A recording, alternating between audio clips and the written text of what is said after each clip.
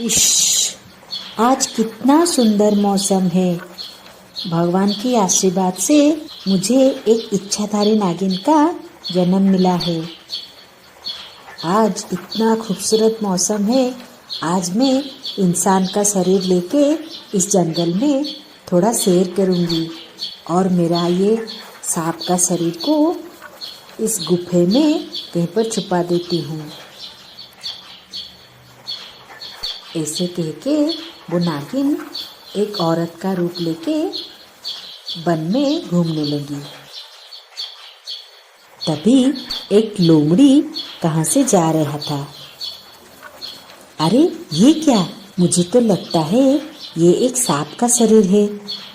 शायद कोई इच्छाधारी नागिन जंगल में मनुष्य का रूप लेके घूम रही है और उसका शरीर यहाँ पर छोड़ के गया है।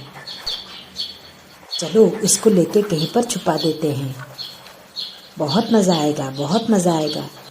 ऐसे कह के वो लोमड़ी उसको लेके अपने दोस्तों के पास चला गया। उसका दोस्त एक बाघ था। अरे देखो देखो मैंने आज क्या लाया है। क्या लाए हो?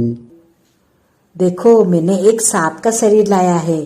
वो एक इच्छाधारी नागिन है और जंगल में मनुष्य का रूप लेके घूम रही है। अरे वाह, तुमने तो बहुत ही अच्छा काम किया है। हर नागिन के सिर में एक मणि रहता है और उस मणि को जो प्राप्त कर लेता है उसको दुनिया का कोई भी चीज हरा नहीं सकता। वो सर्वशक्तिमान बन जाता है। दुनिया पूरा उसकी उंगली पे नाचेगी। अगर हमको वो मणि मिल जाए तो हम बहुत ही शक्तिशाली बन जाएंगे। अरे तुमने तो बहुत ही अच्छी बात कही। ठीक है, वो नागिन जैसे ही अपना शरीर ढूंढेगी तब हम बीन बजाने लगेंगे और उस बीन को सुनते हुए वो नागिन यहाँ पर आ जाएगी। तब हम उसको उसके मणि को मांग लेंगे। हाँ, यही ठीक रहेगा। वो नागिन घूमते घूमते, अरे अब तो रात होने वाली है। अगर मैं अपने शरीर के पास नहीं पहुंची तो कुछ गलत हो सकता है। ये कह के वो नागिन अपने शरीर को ढूंढने लगी। अरे यहीं पर तो रखा था, कहाँ गया? तभी उसको कुछ बीन की आवाज सुनाई दी। जैसे ही बीन की आवाज सुनी वो अपने आप खींचते हुए उस गुफा के अंदर चली गई।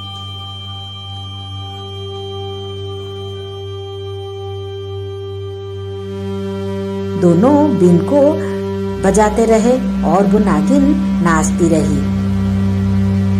तभी जंगल में सतायु गायों को चरा रहा था।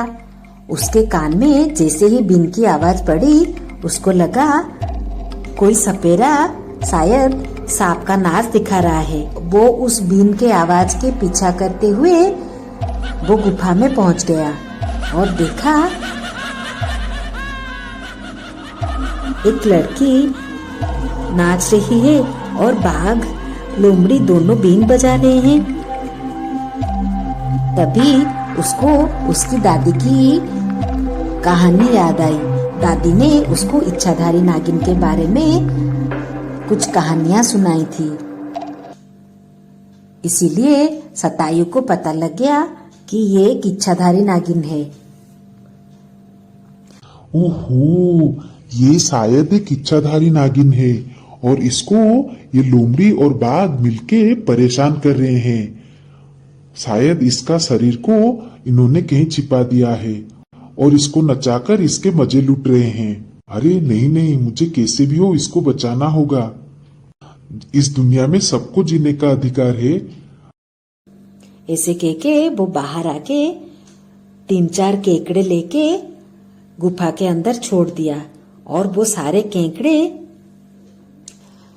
शेर के ऊपर चढ़ गए और लोमड़ी के ऊपर चढ़ गए, उसको काटने लगे।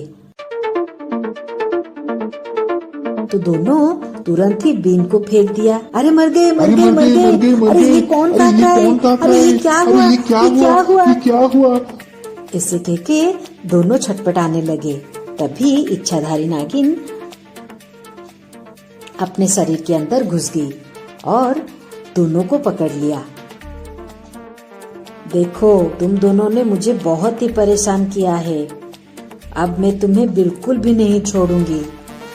अरे नहीं नहीं, अरे नहीं नहीं, हमें छोड़ दो, हमें छोड़ दो, हमें माफ कर दो, हमें छोड़ दो। नहीं नहीं, हमको छोड़ दो, हमको छोड़ दो। हम कभी भी फिर ऐसा नहीं करेंगे, हम कभी भी नहीं करेंगे। इसे कह के नागिन ने दोनों को छोड़ दिया और सतायु को अपने पास बुलाया। देखो बच्चे, तुमने मेरी जान बचाई। तुम्हारी वजह से मैंने अपना शरीर पाया है। आज से तुम जंगल में जहाँ कहीं भी जाओगे, कैसा भी विष हो, उसका असर तुम्हें नहीं होगा। तुम्हें कोई भी परेशान नहीं करेगा।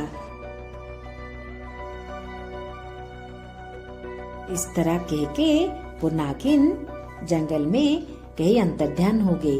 आगे की कहानी देखने के लिए हमारे चैनल को लाइक और सब्सक्राइब करें। आगे की कहानी बहुत ही जल्दी आने वाली है।